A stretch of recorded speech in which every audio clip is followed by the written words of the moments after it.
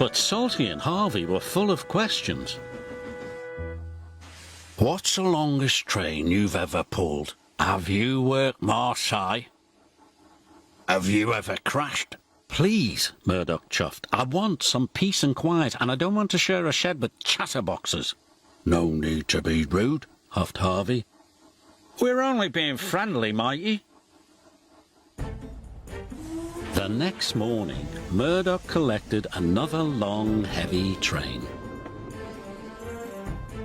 This time he chuffed into the beautiful countryside. It was splendid.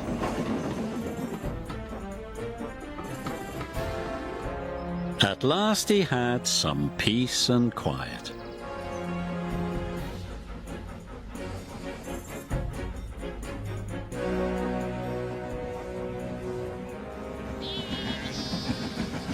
Suddenly his driver applied the brakes.